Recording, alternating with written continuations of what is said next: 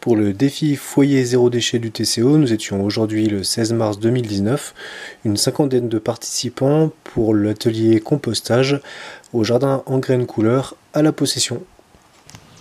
Finalement, un composteur, c'est un peu comme nous. C'est un peu comme de la cuisine aussi, mais c'est beaucoup comme nous. Nous, on a besoin de manger, a priori, idéalement équilibré. C'est ce qu'on a vu sur les déchets. C'est du carbone et de l'azote, et un rapport moite-moite, pour faire simple. On peut avoir plus de déchets carbonés, donc secs, brun dur, que de déchets azotés. On peut difficilement avoir beaucoup plus de déchets azotés que de déchets carbonés, parce que ça va être le début d'odeur et de soucis que peut-être certains... Nous sommes en train de travailler sur la mise en place d'un composteur.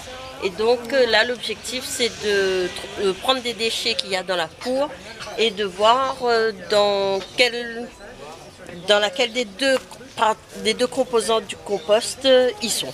Alors. Donc on a les azotes et les carbones. Et là, on a le sec, c'est du carbone et le vert, ce sera de l'azote. C'est la première règle d'or, donc manger équilibré. Deuxième règle d'or, il faut s'hydrater. Nous, on a besoin de s'hydrater. Un composteur a besoin de s'hydrater aussi pour fonctionner. Donc, effectivement, un tas de compost doit avoir une certaine humidité qu'on associe, enfin, l'exemple qu'on donne pour avoir une notion, on dit que ça doit être comme une éponge essorée.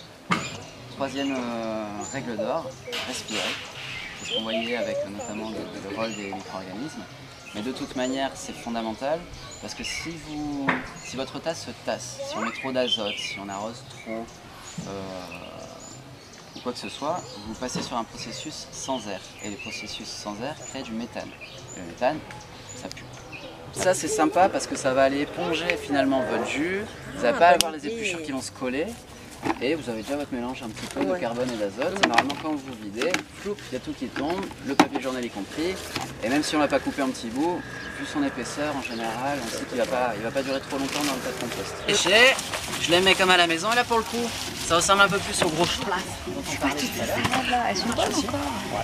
Ça marche aussi, bon, normalement il n'y en a pas autant à la maison. Et je viens et je recouvre grossièrement avec mes autres déchets. Pour ceux qui ont de la chance, c'est une cour gigantesque. Je déconseille de le mettre au fond du jardin parce qu'on n'aura jamais envie d'y aller.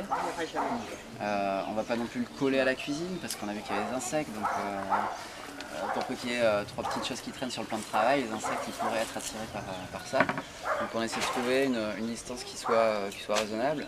Pour moi, passer 3-4 mètres, si le processus de compostage il est bien fait, vous n'avez pas de problème particulier par rapport à ça. Prendre quelque chose comme ça, en fait, on le met dans une poubelle, idéalement on fait des trous au fond, et en fait on laisse le processus se terminer.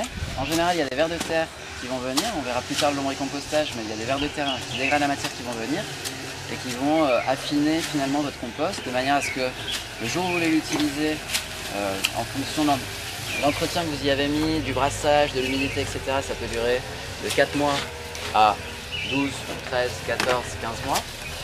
Mais le jour où vous voulez l'utiliser, c'est quand même vachement plus agréable de venir et de récupérer sa matière comme ça. En fait, j'ai appris beaucoup de choses.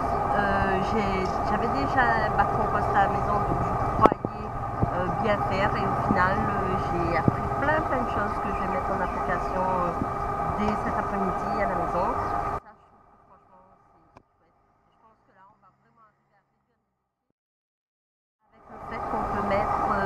Aliments dans le compost en tenant compte de ce qui va autour bien sûr, mais on peut mettre les restes d'aliments dans le compost. Voilà.